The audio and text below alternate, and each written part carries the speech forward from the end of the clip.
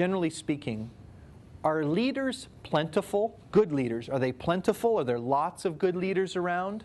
Or is there somewhat of a vacancy of good leaders?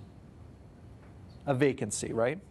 So the reality is it's easy to get the title of supervisor or manager or working leader or lead hand, relatively speaking. It's another thing to take seriously that that role involves an aspect of leadership. And leadership could really be defined in getting results by influencing the behaviors of other people. So envision in your mind the type of leader that you've respected in the past. Think about their characteristics and think about, if I wanted to get good at those characteristics, how could I get better at them? Like I always say, if you take care of your employees, you can get them to do just about anything.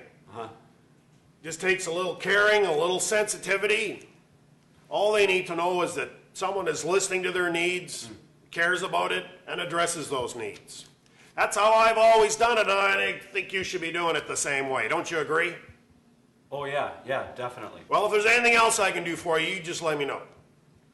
Actually, now that you mention it, there's an issue with the overtime and how we... All right, good luck with that. And you remember, need anything?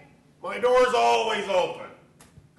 So let's talk about some of these characteristics that you may have identified in the leader. Let's share some. And by the way, if you hear one and you know that that does apply to the person you were envisioning, then you can jot it down if it makes sense. We are going to cover off some of the characteristics in just a minute.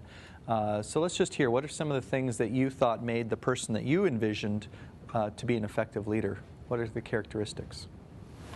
Yes? She respects her staff and their ability to do their jobs independently.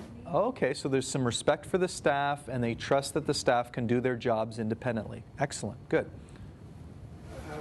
Treat people the way that you would like to be treated. Okay, so that's the golden rule. Treat people as you would like to be treated. As we're going to hear later on in the course, we might want to put a little twist on it, because that would assume that the other person is like you. At least what you're saying, though, is I wouldn't ask you to do something I wasn't prepared to do. Yeah, and right, yeah. So treat people as you'd like to be treated. Calm. They're calm. Now that's interesting. Calm, stable, poised. Like they don't get too ruffled too easily. And what we've looked at is one of our clients had asked us to measure 3 of their worst performing employees and measure their 3 best performing employees to look at what are the characteristics that are different between those 2 groups. And what was interesting is the employees who were the better performers were the ones who were more stable and poised, as opposed to those that got overly emotional too quickly or became very erratic in their behaviors. And maybe you can relate to that when you think about some of your best employees. The ones who are stable and poised and able to go with the punches are often the types of employees who become our good performers.